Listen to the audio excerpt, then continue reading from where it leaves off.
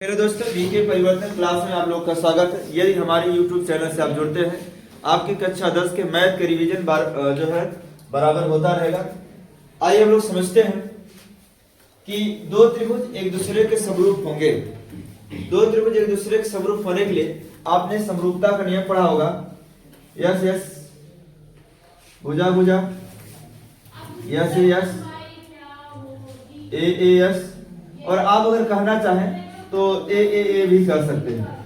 अगर किसी त्रिभुज के तीनों कोण बराबर है तो वह त्रिभुज क्या होगा? समरूप होगा, है ना।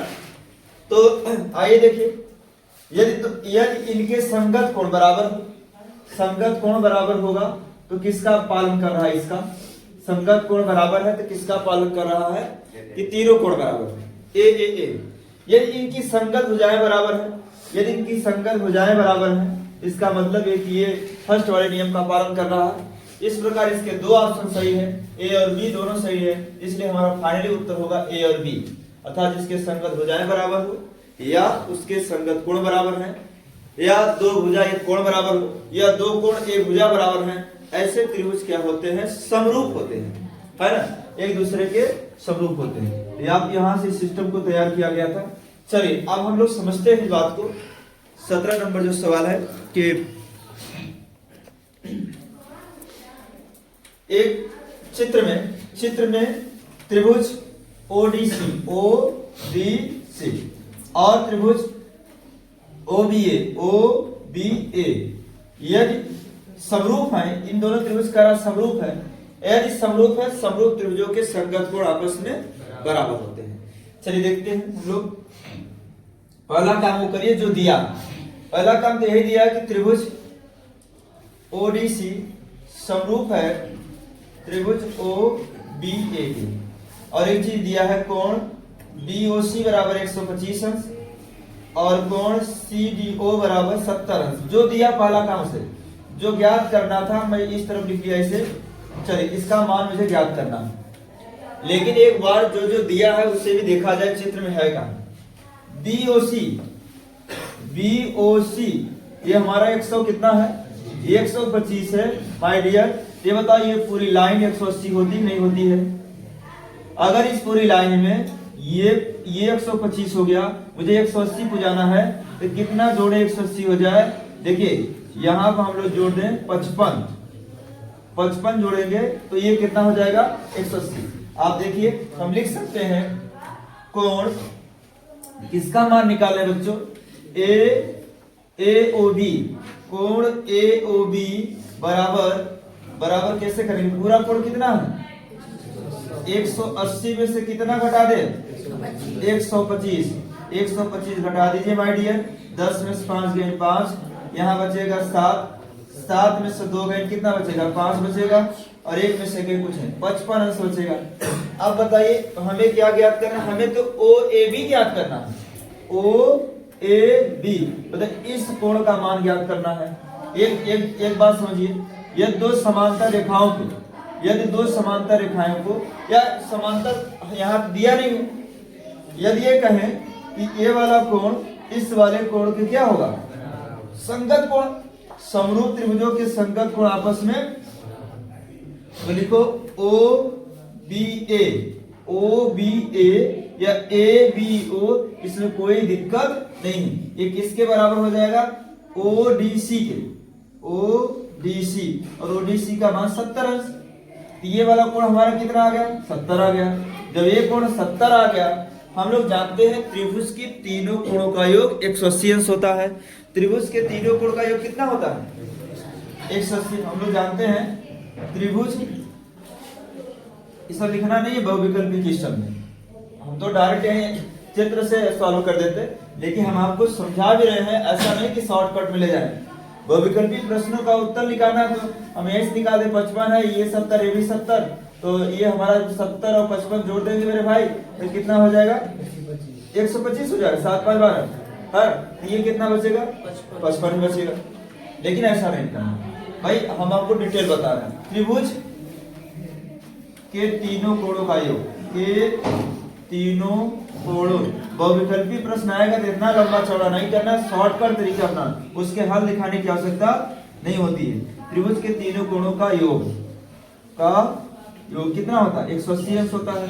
चलिए एक कोण हमारा कितना है मेरे भाई? एक कोण 55 अंश हो गया। ये हमारा कितना हो गया बच्चों? 70 अंश हो गया। और जो मुझे निकालना है वो हमारा पूछ रहा ओ ए बी बराबर 180 अंश। अब हम लोग करेंगे क्या?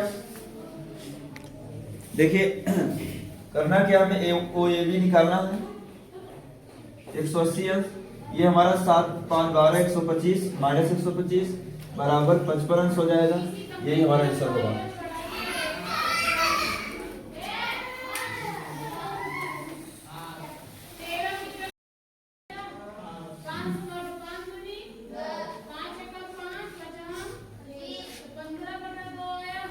चलिए दोस्तों, अब हम लोग अतिलघुत्तरीय प्रश्नों को देखेंगे। त्रिभुज के अतिलघुत्तरीय प्रश्न का पहला क्वेश्चन है कि चित्र में DE BC के समांतर है। ये जो DE है BC के समांतर है। भुजा AD की लंबाई ज्ञात कीजिए। भुजा AD की लंबाई ज्ञात कीजिए, जबकि दिया गया है कि AE बराबर 2.7 सेमी, BD ये जो हमारा BD है 10.8 सेमी तथा CE 8.1 सेमी है। हम लोग एक प्रमेय पढ़े होंगे क्या बच्चों? ये ध्यान देना है हमें कि इसमें अगर हम लोग ध्यान दें कि दो त्रिभुज है। दो त्रिभुज कौन कौन है? एक हमारा त्रिभुज है छोटा वाला, एक है बड़ा वाला, है ना। एक हमारा त्रिभुज है ADE व एक त्रिभुज हमारे इसमें है ADE व बड़ा वाला त्रिभुज है ABC में। इन दोनों त्रिभुजों में पहली बात ये दिया गया है कि माय डियर कि DE समांतर BC है। तो इससे फायदा क्या होगा? देखिए अगर DE BC के समांतर है, इससे फायदा ये हुआ ये वाला कोण इस वाले कोण के बराबर, ये वाला कोण इस वाले कोण के बराबर हो गया और ये कोण उभयनिष्ठ हो जाएगा। तो हम लोग कह सकते हैं कोण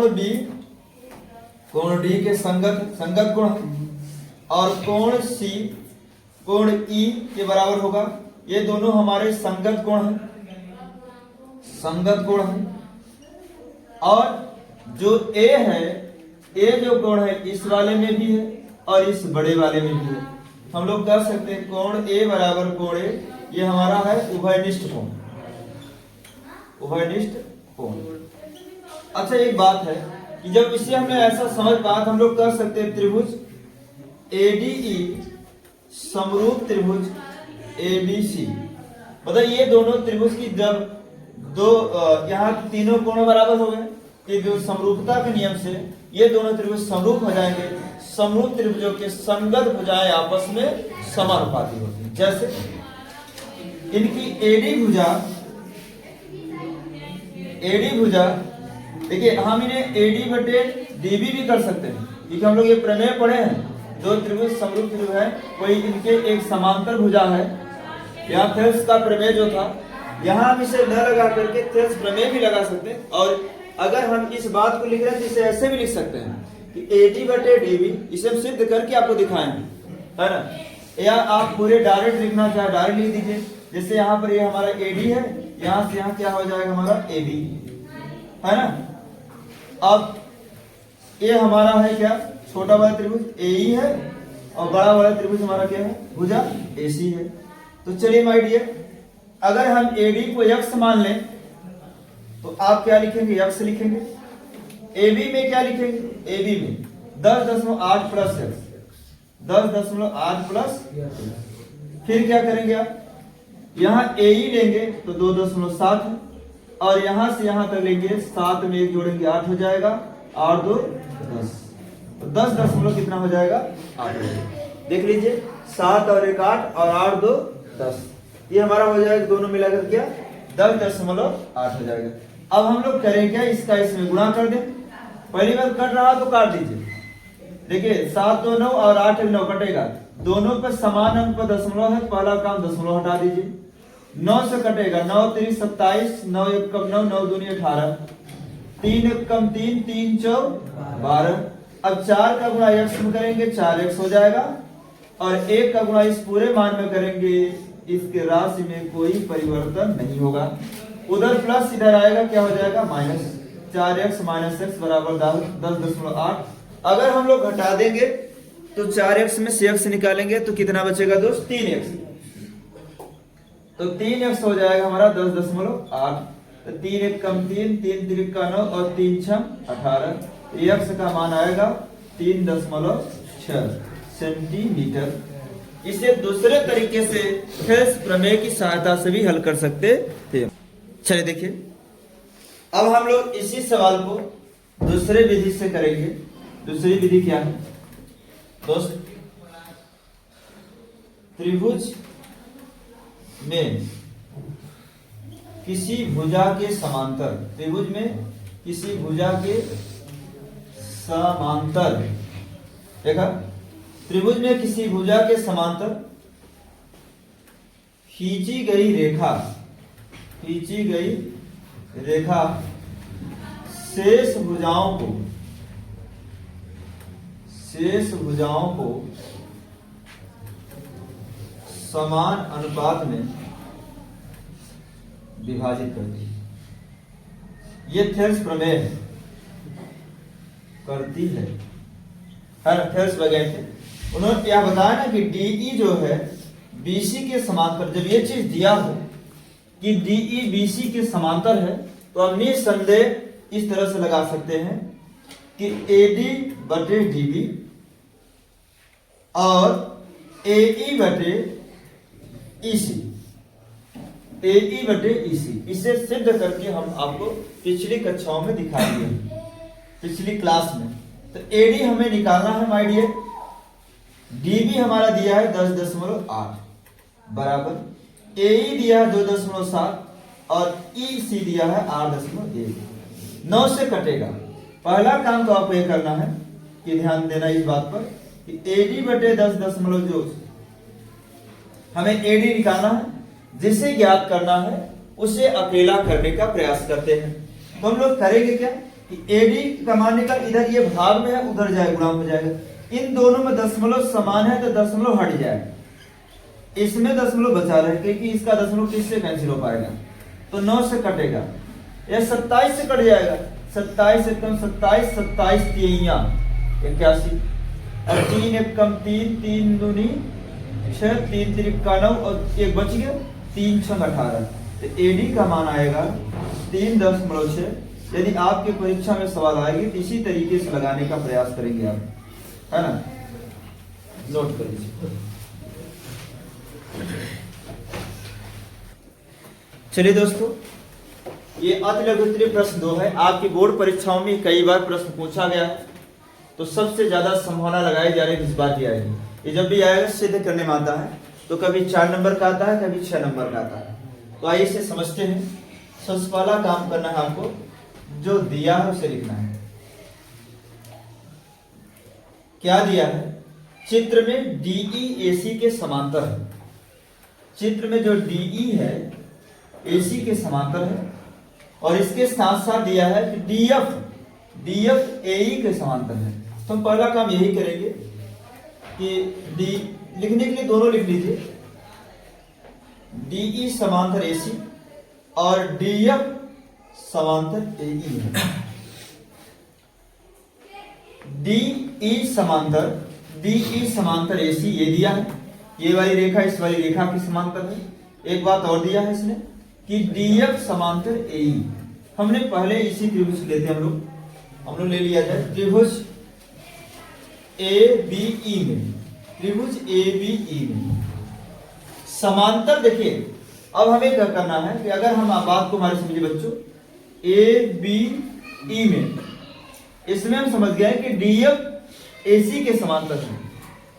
अगर किसी त्रिभुज की 2 समांतर रेखाएं, किसी त्रिभुज में एक भुजा के समांतर रेखा अन्य 2 भुजाओं को शेष अनुपात में विभाजित करता है। अभी हम लोग पढ़े हैं, हम लोग क्या पढ़े हैं कि त्रिभुज में एक भुजा के समांतर रेखा यही पढ़े हम लोग, रेखा शेष भुजाओं को समान अनुपात में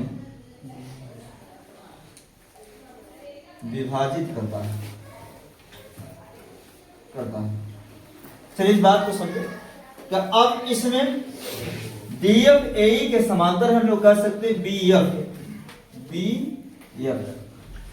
ए इस वाले छोटे वाले त्रिभुज की भुजा। एक त्रिभुज यहाँ बन रहा है ना, देखिए इस बात पर एक त्रिभुज यहाँ छोटा सा बन रहा है, यहाँ पर देखिए एक त्रिभुज ये बन रहा है ना, और इसकी बड़ी एक भुजा इसके ले रहे हैं, तो BF बटे FE संगत भुजा, और इस तरफ BD बटे DA इसे मान लेंगे बच्चों समीकरण नंबर 1। इतना लिखिए, फिर इसके आगे बताइए। अब दोस्त हम लोग क्या करेंगे, अब हम लोग लेंगे यहां पर एक चीज और दिया है कि DE समांतर AC, तो DE ये वाली भुजा AC की क्या है समांतर, तो हम लोग क्या करेंगे, अब भाषा नहीं लिखेंगे, अब लिख देंगे इसी प्रकार। क्या लिख देंगे, इसी प्रकार क्या DE भुजा AC के समांतर है। ये सब दिया कि DE AC के समांतर है, तो हम लोग क्या कर सकते हैं, हम लोग ये कर सकते हैं कि BE बटे इसकी संगत भुजा, जब जानते हैं कि एक भुजा दूसरी भुजा के समांतर है, तो शेष भुजाओं को समान अनुपात में क्या करती है, ये जो रेखा है ये समांतर वाली रेखा इस वाली भुजा और इस वाली भुजा को अनुपात करती है। BE अनुपात है EC, और इसके अगली भुजा इसी के बाद है यहाँ BD और DA। ये हमारा BD है और ये DA। इसे समीकरण नंबर 2 मानते हैं। आप देखिए समीकरण 1 में और समीकरण 2 में कुछ बात समझ में आ रही होगी। दोनों में क्या मैच कर रहा है माय डियर, BD बटे DA, ये दोनों में मैच कर रहा है। हम लिख सकते हैं कि समीकरण 1 व 2 से क्या इनके इस वाले पक्ष का मान बराबर है, ये वाले ऑटोमेटिक आपस में बराबर हो जाएंगे। हम कह सकते हैं कि BF बटे FE बराबर BE बटे EC, है ना। आप बताइए क्या यही सिद्ध करना था, बोलो। इसीलिए हम शुरू से ही BF बटे FE लिए हैं यहाँ पर, नहीं हम इधर से भी जा सकते थे कि BD ले DE ले, ऐसा इसलिए कर रहे थे जो सिद्ध करना है उसी के रूप के लाने का आप क्या करें, प्रयास करें शुरू से ही। ये हमारा मान आ गया। ये बच्चे 4 नंबर ही क्वेश्चन है, इति सिद्धम, दैट इज प्रूफ, या ऐसा ही करना। हाँ नोट कर लीजिए।